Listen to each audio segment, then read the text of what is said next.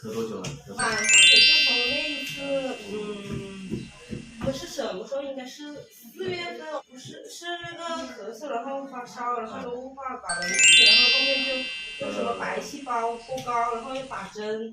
然后到这一次又是咳嗽，又去医院看了，1天都有点咳，白天早上咳得厉害，晚上也咳得厉害。临床上很多小朋友反反复复咳嗽，父母一去医院做检查就是支原体感染，然后就给吃阿奇做雾化，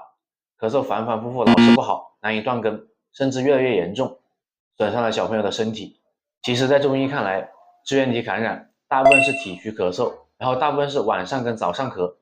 然后见风咳，小朋友一吹风就会引起一个阵发性咳嗽，有时候脾胃虚的小朋友会咳痰，这只是因为小朋友体质虚寒，体内的寒湿所形成的。中医看支原体咳嗽，可以迅速抓住病机，把病邪给去掉，把寒湿给排出来。